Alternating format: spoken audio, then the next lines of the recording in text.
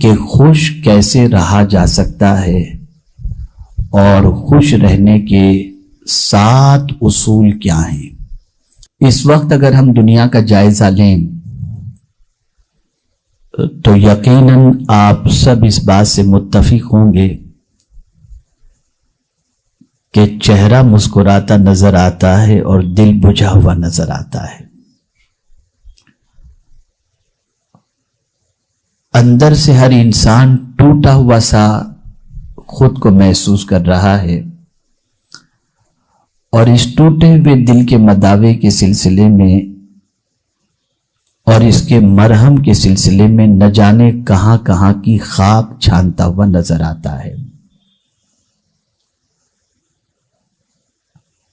دنیا کا کوئی بھی انسان ایسا نہیں جو خوش رہنا نہ چاہتا ہو، بلکہ ہم اور آپ دیکھتے ہیں کہ جب بچی کو بیاہ کر دیتے ہیں تو شادی کے موقع پر یہ کہتے ہوئے نظر آتے ہیں اور یہ دعا دیتے نظر آتے ہیں کہ اے اللہ اس کے دامن کو خوشیوں سے بھر دے اور غم کے سائے سے بھی اس کو محفوظ رکھنا۔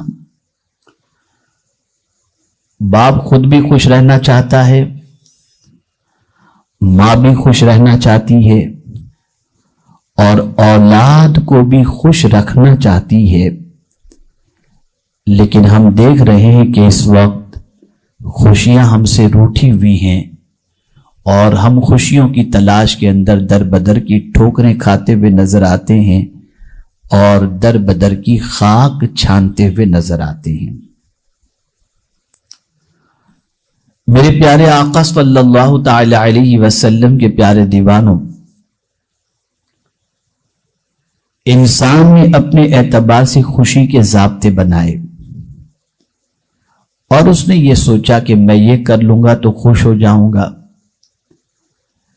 میں اس طرح سے یہ چیز حاصل کر لوں گا تو خوش ہو جاؤں گا، میری من پسند شادی ہو جائے گی تو میں خوش ہو جاؤں گا، مجھے بنگلہ مل گیا تو میں خوش ہو جاؤں گا۔ غرض کے اپنے اعتبار سے خوشیوں کے سلسلے میں اس نے کچھ سوچ بنائی اور کچھ چیزوں کو اس نے سلیکٹ کیا کہ جس کی بنیاد پر اس نے سوچا کہ اس کے مل جانے پر اسے خوشی نصیب ہو جائے گی۔ لیکن ہم دیکھ رہے ہیں کہ بہت کچھ ملنے کے باوجود بھی ابھی ایسا لگتا ہے جیسے خوشی دروازے پر دستک نہیں دی ہے، پھر بھی خوشی کی تلاش میں نکلتے ہیں، سب کچھ ہے پھر بھی خوشی نہیں ہے۔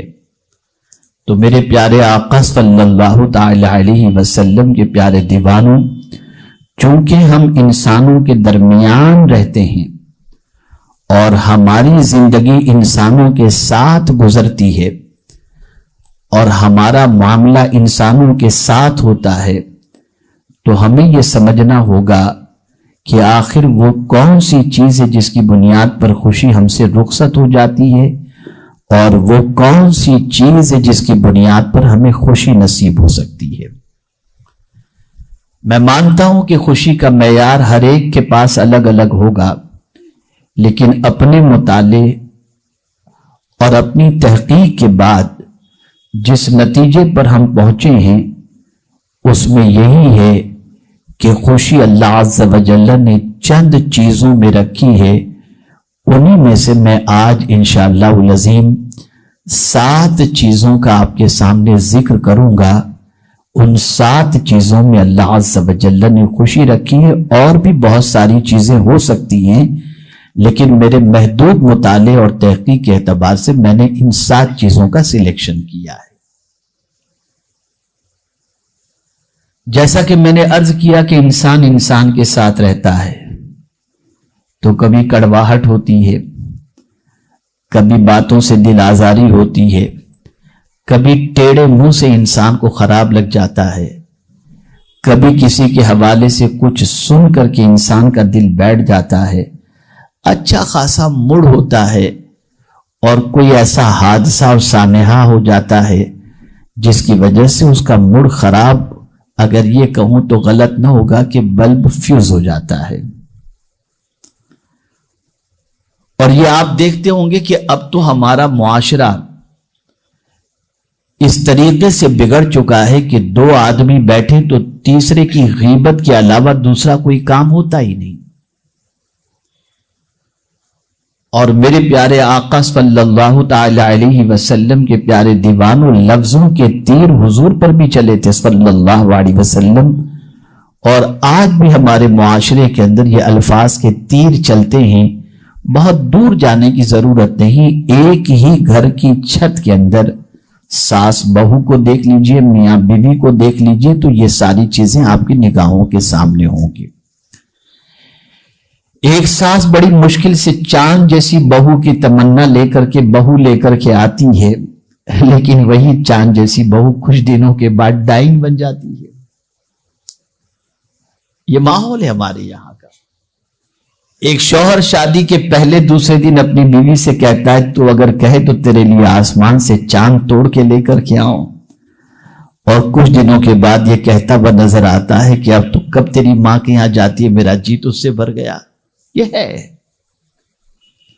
یا آپ معاشرے کے اندر روز دیکھتے ہوں گے اور اس کا مشاہدہ کرتے ہوں گے. میرے پیارے آقا صلی اللہ تعالی علیہ وسلم کے پیارے دیوانوں، یہاں ایک حدیث میں آپ کی سماعتوں کے حوالے کر دوں خوشی سے متعلق، تاکہ اس حدیث مبارکہ کو پیش نظر رکھتے ہوئے میری اگلی گفتگو کو آپ سماعت فرما سکیں. اللہ پر ایمان لانے کے بعد کون سا عمل اللہ کو سب سے زیادہ پسند ہے؟ آقا کریم صلی اللہ علیہ وسلم ارشاد فرماتے ہیں، احب الاعمال بعد الایمان باللہ ادخال السرور فی قلب المسلم. اللہ پر ایمان لانے کے بعد جو عمل اللہ کو سب سے زیادہ پسند ہے وہ یہ ہے کہ تمہاری وجہ سے کسی مسلمان کے دل میں خوشی دوڑ جائے. یعنی تم ایسا کرو کہ مسلمان کا دل خوش ہو جائے. یہ حضور صلی اللہ علیہ وسلم کا ارشاد ہے. اب میرے پیارے آقا صلی اللہ تعالی علیہ وسلم کے پیارے دیوانوں، جب ہم معاشرے میں رہتے ہیں، انسانوں کے ساتھ رہتے ہیں، فیملی کے ساتھ رہتے ہیں، دوستوں کے ساتھ رہتے ہیں، کاروباریوں کے ساتھ رہتے ہیں، تو ظاہر سی بات ہے کہ کچھ انبن تو ہوگی نا. اب اس انبن کی وجہ سے ہم غم کے شکار ہو جائیں گے. تو اب حضور صلی اللہ علیہ وسلم کو رب نے تعلیم عطا فرمائی کہ میرے محبوب کس طریقے سے اس معاشرے کو خوش کیا جائے. تو رسول اعظم صلی اللہ علیہ وسلم کو اللہ نے فرمایا، خذ العفو، میرے محبوب معافی کو اختیار کر لو. اگر آپ کو معاشرے کے اندر خوش رہنا ہے تو اس کا پہلا دستور یہ ہے کہ فرگیونیس، معافی کے اصول کو اپناؤ. اب اگر اس کو میں سائیکولوجیکل سمجھاؤں تو بہت اچھی طرح آپ کی سمجھ میں بات آ جائے گی. جو معاف نہیں کرتا وہ منصوبے بناتا ہے. اس نے مجھے ایسا کہا نا، ٹھیک ہے اب میں دیکھتا ہوں. بلایا دوست کو، پلان شروع.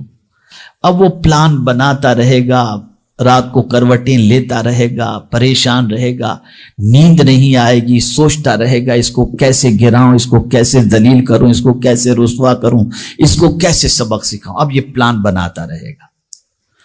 اسی پلان میں اس کی زندگی غم میں ڈوب جائے گی.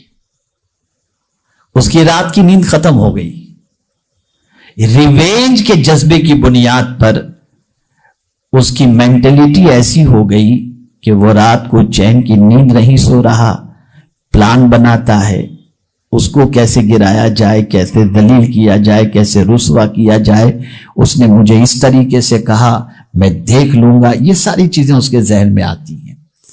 قربان میرے رب کی عظمت پر اور اس کے پیارے حبیب صلی اللہ علیہ وسلم کی عظمت پر کہ معافی کو اختیار کرنے کا حکم اللہ عز و جل نے اپنے محبوب صلی اللہ علیہ وسلم کو عطا فرما کر یہ رسول اعظم کی سنت بنا دیا کہ معاف کرنا میرے محبوب کی بھی سنت ہے اور میری بھی سنت ہے. اب سائیکولوجیکل اس کا بینیفٹ میں آپ کو بتاؤں کہ معاف کرنے میں 1 منٹ لگتا ہے، لیکن غم سارے کے سارے لمبے عرصے تک کے ختم ہو جاتے ہیں. ایک طویل عرصے تک کا ٹینشن ختم، ایک لمبے عرصے تک کی مینٹلٹی جو مائنڈ جو ڈسٹرب تھا نا وہ ختم.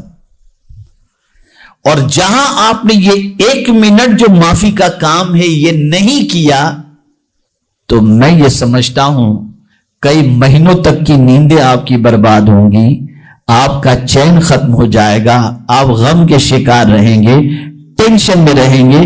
لیکن جیسے ہی آپ نے معاف کر دیا آپ کے قلب کو اللہ عز و جل نے راحت عطا فرما دی. یہاں ایک اور خاص بات عرض کر دوں کہ معاف کمزور بندہ نہیں کرتا، طاقت والا بندہ معاف کرتا ہے.